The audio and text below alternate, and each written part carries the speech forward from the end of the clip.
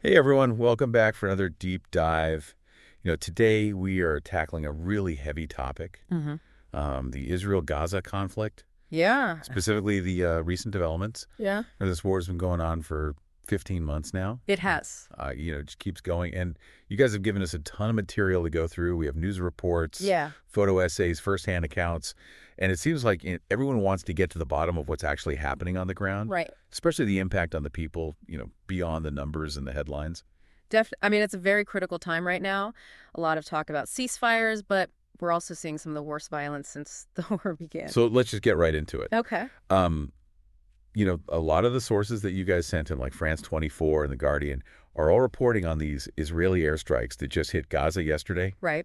Al Jazeera is saying that at least 63 Palestinians were killed just yesterday. Wow. And the Hamas-run health ministry puts the total death toll for Palestinians since the start of the war at 45,581. And it's not just the sheer number of casualties that's alarming. These airstrikes targeted very specific locations like the al-Mawasi tent encampment. Right. And that was supposed to be a humanitarian safe zone, Exactly. which raises huge concerns about civilian safety, even in these designated protected areas. It's really worrying. The sources are describing, deaths of women and children in these strikes. Right. And it just paints a really grim picture of the situation there. It does. And then you add to that the fact that a number of prominent figures were killed, like Mahmoud Salah, the head of Gaza's police force. Yeah. It just adds another layer of complexity to this already difficult situation. Definitely. I mean, if you look at the bigger picture, the loss of these leaders along with the civilian casualties, Right. it's just going to fuel more anger, more distrust. Of course. And that makes a peaceful resolution much, much harder to achieve. So in the middle of all this escalating violence, there are reports of ongoing ceasefire negotiations. Egypt, Qatar, and the U.S. are all involved, but it seems like every time we get close, there's another roadblock. It's true. From all the sources you've read, what are the main obstacles to these negotiations? Well, the biggest one seems to be the release of Israeli hostages held by Hamas. Right. According to reports, Hamas is demanding a week-long ceasefire before they'll even give a list of the hostages they're holding, which just increases the tension and uncertainty surrounding the negotiations. Makes you wonder about their strategy. I know. Is this a genuine attempt at a ceasefire or just a way to delay and regroup? Right. Are they serious, or is this just a tactic? Exactly. What are the implications for the talks if Israel agrees to their demand Right. or if they refuse? That's the key question. What are Hamas's real intentions? Right. Maybe they are genuinely interested in a ceasefire, but they need this week to consolidate their position, address internal divisions, or this could be a way to buy time and gain leverage. Yeah. I mean, if Israel agrees to the ceasefire, will Hamas actually release the hostages? Right. Or will they just use the time to build up their defenses? Okay, so how does this demand affect the way Hamas is seen by the international community, by these potential mediators? It's a delicate situation, for sure. Some people might see this demand as a good sign, a willingness to negotiate, Right. but others might see it as manipulation that undermines the whole process. Yeah. It's a tough line to walk. And speaking of trust, CBN News has this report from Israel's health ministry detailing horrific abuse of the hostages held by Hamas. Really? You're talking about physical and sexual abuse, psychological abuse. Wow. It just adds a whole other dimension to the human cost of this conflict. Definitely. It's a stark reminder that we're dealing with accusations of very serious human rights violations, Right. which adds a difficult ethical dimension to an already complex political situation. So how do you negotiate with a group accused of doing these things? Right. Can you trust their promises? Where do you even begin to address the pain and trauma caused to these hostages? It's a tough question to answer. Some might say negotiation is impossible under these circumstances, Right. that any concession would be like rewarding terrorism, Right. but others might say that dialogue is the only way forward, even if it means engaging with those accused of these horrific acts. And all of this is happening with the U.S. presidential inauguration just around the corner. Yeah. Sources like The Guardian and Anchronos mention that a lot of people are hoping for some kind of resolution before Donald Trump takes office on January 20th. It's understandable. I mean, Trump's unpredictability makes it hard to know how he'll approach this conflict. Yeah, it's tough to predict. You can look at his past statements and actions, but Yeah. ultimately we just don't know how his foreign policy will play out in this specific situation. Right. His approach could really change the dynamics in the region for better or for worse. Yeah, and then we have the Palestinian Authority's decision to suspend Al Jazeera in the West Bank, Right. which has caused a lot of debate because it brings up concerns about freedom of the press and silencing dissenting voices. Absolutely. I mean, Al Jazeera has been a major voice in covering this conflict, Yeah. often presenting a perspective that's different from official narratives. So silencing them raises concerns about potential biases in the information coming out of the region. It's a complex situation, for sure, to really understand what life is like in Gaza. Right now, we need to look at this photo essay from The Guardian. Okay. It's called Life in a Gaza Field Hospital, and it's incredibly powerful. It gives us faces and names to connect to the statistics we've been talking about. I think that's so important. This photo essay reminds us that behind every statistic, every headline, there's a human story. Absolutely. We're not just talking about abstract political issues, but about real people whose lives have been irrevocably changed by this conflict. And so let's talk about some of those stories. We meet Razan, a 3-year-old girl injured by a bullet that passed through her mother's hip and lodged near her spine. Oh my God. Then there's Adam and Jihad, also 3 years old. They lost limbs in the same airstrike that killed their parents. It's heartbreaking. These are just a few examples, but they show the devastating and long-lasting effects of this war, Yeah. especially on the most vulnerable. Yeah. Children in particular are suffering the most, both physical and psychological trauma that could last a lifetime. The photo essay also shows us the incredibly difficult conditions faced by medical organizations like UKMed, which runs a field hospital in al-Mawasi. Right. They're working in a war zone, constantly dealing with casualties, struggling to provide adequate care with all the destruction and shortages. It's a testament to their dedication and resilience. Their work just highlights how desperate the situation is in Gaza. Yeah. The healthcare system is on the brink of collapse, overwhelmed by the wounded and the lack of basic resources. And this essay doesn't shy away from showing the wider humanitarian crisis in Gaza, the displacement, the hunger, the collapse of essential infrastructure. Right. It even shows the impact of severe weather on those makeshift shelters where so many Gazans are living. Yeah, it's just another layer of suffering on top of an already terrible situation. It's important to remember that these hardships are not just a result of the current fighting. You're right. It's the culmination of years of conflict and the ongoing blockade. It's true. The people of Gaza are trapped in a cycle of violence and deprivation with very little hope for a better future. It's a grim reality, and it's easy to feel helpless in the face of it.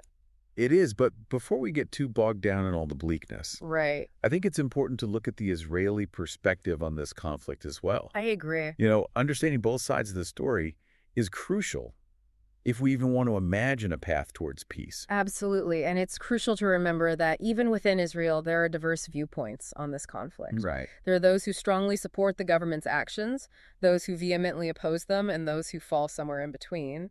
Right. It's not a monolithic perspective. Exactly. And we have several sources that give us insight into that range of perspectives, including some really personal accounts that shed light on the human cost of the conflict for Israelis, Yeah. both soldiers and civilians. It's a good reminder that war is never black and white. Yeah.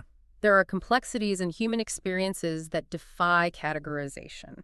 So let's delve into those complexities and explore the Israeli side of this conflict. Okay. One of the most powerful pieces we have is this article from Haaretz. Okay. It's called "We're Still Breathing and We Don't Want to Die." Testimonies from the Inferno in northern Gaza.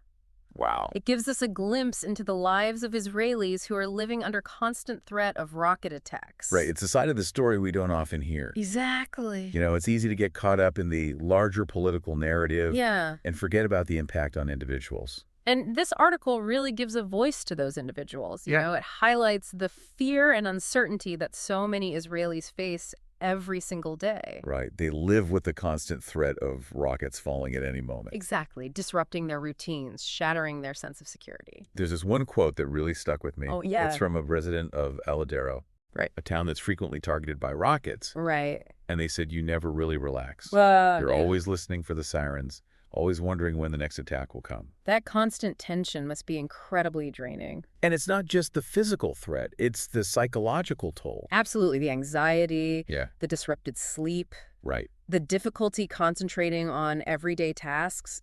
It's a heavy burden to carry. And then we have to think about the impact on Israeli soldiers. Right. The ones on the front lines. Yeah, there's another Haaretz article. Okay. when horror and fear become routine 280 days of reserve duty in Israel and Gaza. Wow. It tells the story of an Israeli soldier who spent almost a year on active duty. Gosh. It's a really raw account of what war does to you psychologically. Right, the desensitization to violence, Yeah. the struggle to reconcile the horrors they've seen with everyday life. It's a powerful reminder that even those trained for war, Yes. even those who choose to fight, are deeply affected by the violence they experience. Well, absolutely. The trauma, the moral dilemmas, the loss of innocence. Yeah. These are burdens they carry long after they leave the battlefield.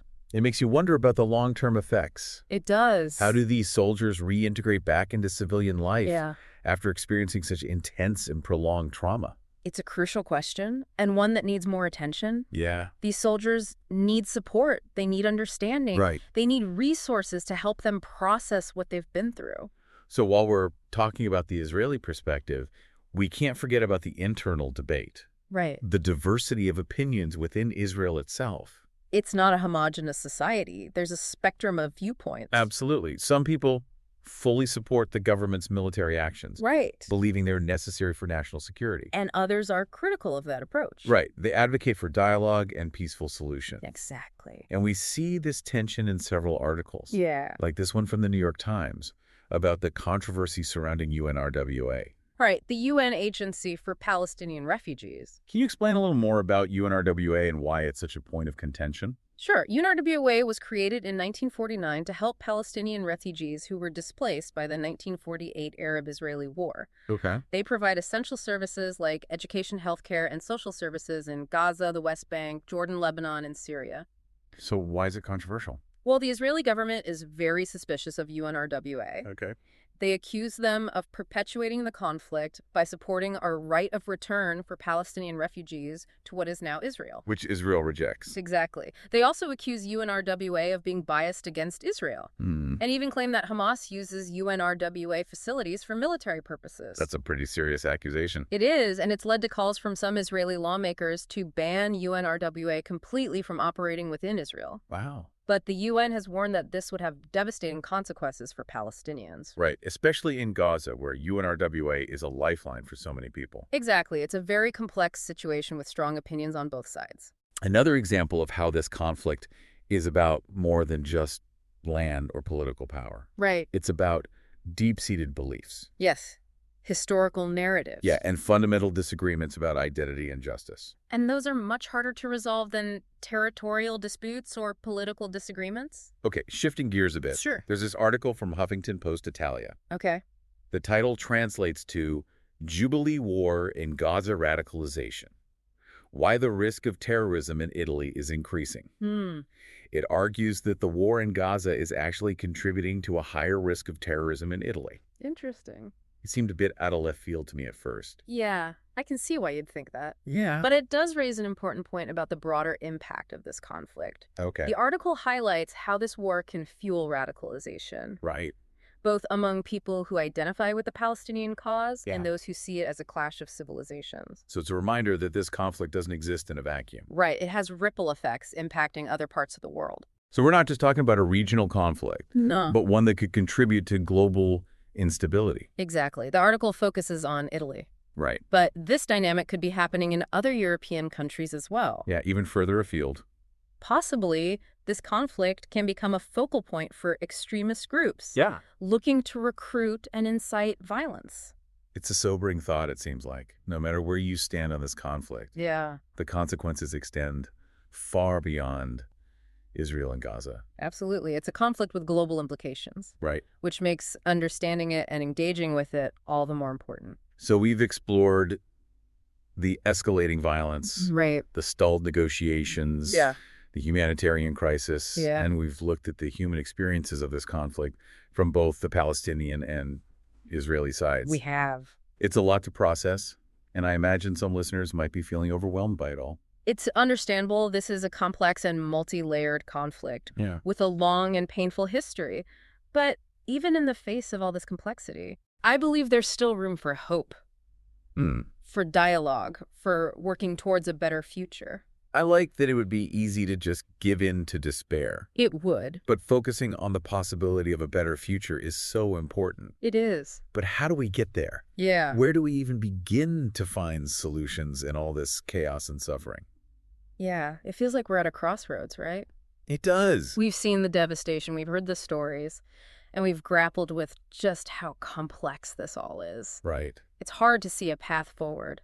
It's true. It's an incredibly challenging situation, but I do believe there are avenues for progress, Okay. even if they seem a little elusive right now. So what are some of those paths forward, given everything we've talked about? Well, I think it starts with acknowledging that there's no quick fix. Right. There's no magic solution that's going to suddenly erase decades of conflict and mistrust. Of course not. It's going to take a sustained and multifaceted approach, Right. one that addresses both the immediate crisis and the underlying issues.